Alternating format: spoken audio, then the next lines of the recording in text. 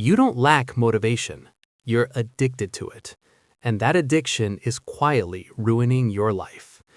You already know what it feels like. That moment when you swear, this time will be different. New plan, new burst of energy, new promises to yourself. And somehow you're right back here, watching this again. If that made you uncomfortable, stay, because understanding why changes everything. Motivation was never meant to lead you. It was meant to follow. But you were taught the opposite. You were told, wait until you feel ready. Find your motivation.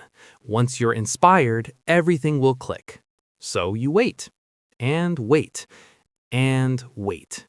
And every time nothing happens, you assume something is wrong with you. That's the lie. You don't have a discipline problem.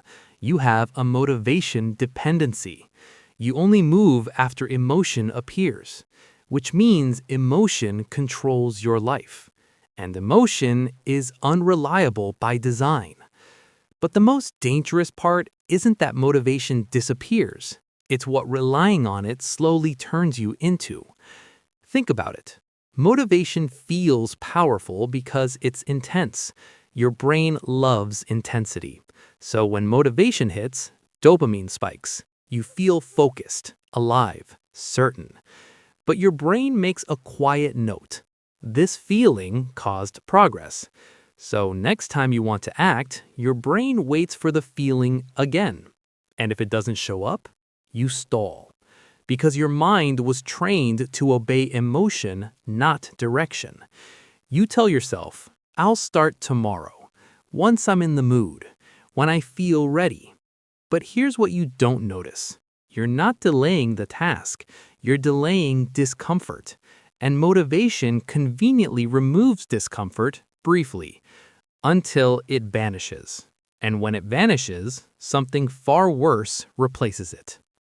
When motivation disappears, guilt moves in. You start questioning yourself. Why can't I stay consistent?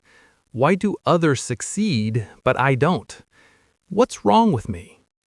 Nothing is wrong with you. You were trained to expect fuel before movement. But life doesn't work that way. Power doesn't work that way. Motivation is emotional energy. Discipline is behavioral momentum.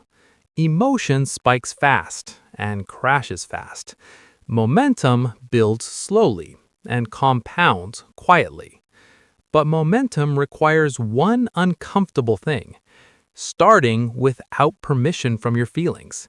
And that terrifies the brain, because now you're in control, not emotion. And control is exactly what motivation takes away. Be honest. How many plans died because you didn't feel like it? How many goals faded because the excitement wore off? How many versions of your life never existed because you waited to feel ready? That wasn't laziness. That was conditioning. The world doesn't reward motivation. It rewards repeatable behavior. Motivation makes you feel special. Discipline makes you effective. And effectiveness doesn't care how you feel today. That's why motivated people burn out and disciplined people look boring until they win. But here's the part nobody warns you about. The more you rely on motivation, the weaker your tolerance for boredom becomes. And boredom is where real progress lives. So when results come slowly, your brain panics. You quit, switch plans, restart, repeat. Not because the plan failed, but because motivation expired. Here's the rule that collapses the trap. Act first. Let motivation chase you. Do the task badly. Do it tired. Do it without confidence. Momentum doesn't ask how you feel. Once action starts, motivation follows, not the other way around. That's how professionals operate. That's how systems beat willpower. Stop asking, do I feel like doing this? Ask, what would someone who already decided do next? Decisions remove emotion from the equation, and once emotion loses control, the trap collapses.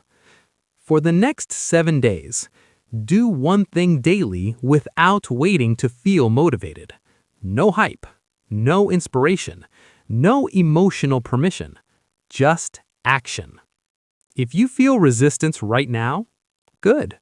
That means you found the trap and you're finally stepping out of it.